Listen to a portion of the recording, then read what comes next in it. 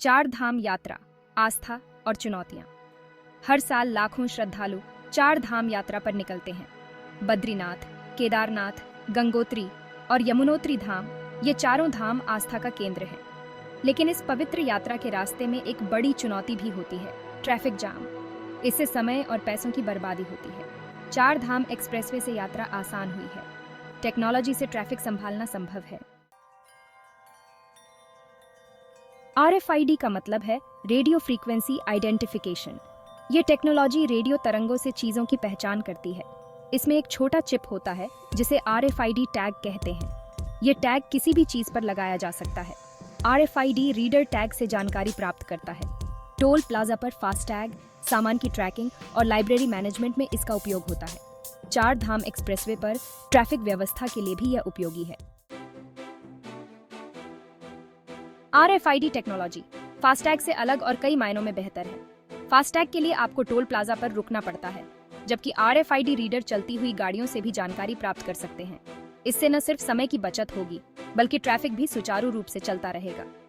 RFID tags में FASTag से ज्यादा जानकारी स्टोर की जा सकती है।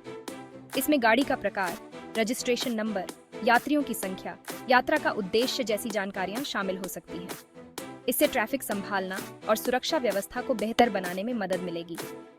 RFID टेक्नोलॉजी की मदद से किसी भी समय एक्सप्रेसवे पर मौजूद गाड़ियों की संख्या, उनके प्रकार और उनकी गति के बारे में जानकारी प्राप्त की जा सकती है। इससे ट्रैफिक की रियल टाइम मॉनिटरिंग संभव होगी और ट्रैफिक जाम जैसी समस्याओं से निपटने में मदद मिलेगी। सेक्शन 4, चरणबद्ध स्थापना। RFID रीडर कैसे लगेंगे?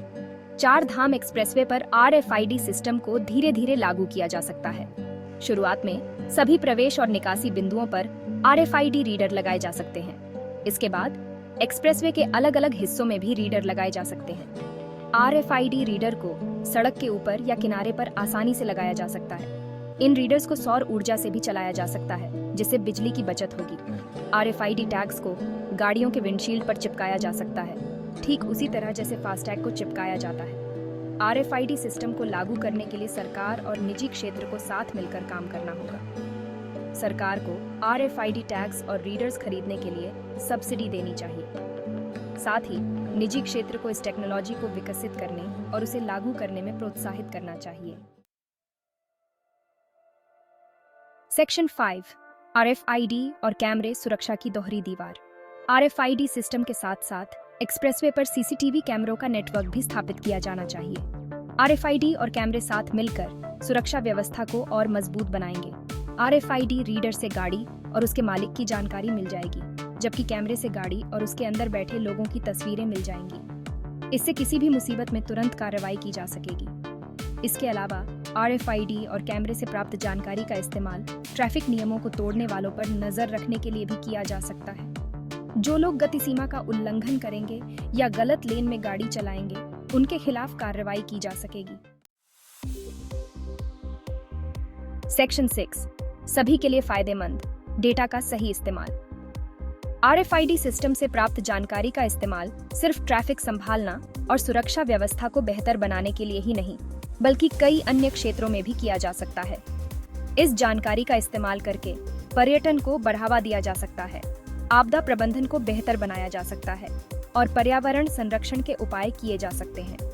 उदाहरण के लिए, इस जानकारी से यह पता लगाया जा सकता है कि कौन से पर्यटन स्थल पर कितने पर्यटक आ रहे हैं। इससे पर्यटन सुविधाओं को बेहतर बनाने और नए पर्यटन स्थलों को विकसित करने में मदद मिलेगी। इसी तरह आपदा की स्थिति में इस जानकारी का इस्तेमाल करके यह पता लगाया जा सकता है कि प्रभावित इलाके में कितने लोग फंसे हुए हैं और उन्हें कैसे निकाला जा सकता है। इससे राहत और बचाव कार्यों में तेजी आएगी और जान माल का नुकसान कम होगा। सेक्शन 7, आपदा प्रबंधन में RFID एक महत्वपूर्ण भूमिका। चार धाम यात्रा के रास्ते पहाड़ी इलाकों से होकर गुजरते हैं, जहां भूस्खलन, बाढ़ और हिमस्खलन जैसी प्राकृतिक आपदाओं का खतरा बना रहता है। ऐसी स्थिति में RFID टेक्नोलॉजी राहत और बचाव कार्यों में महत्वपूर्ण भूमिका निभा सकती है। RFID टैग्स लगी गाड़ियों की लोकेशन का पता लगाकर राहत दल प्रभावित लोगों तक आसानी से पहुंच सकते हैं। इससे समय की बचत होगी और ज़्यादा से ज़्यादा लोगों की जान बचाई जा सकेगी। इसके अलावा RFID सिस्टम का इस्तेमाल करके आपदा प्रभावित इलाकों में आवश्यक सामग्री जैसे कि भोजन, पानी और दवाइयाँ पहुँचाई जा सकती हैं। RFID टैग्स की मदद से यह सुनिश्चित किया जा सकता है कि राहत सामग्री सही जगहों पर पहुँचे और उसका सही इस्तेमाल हो।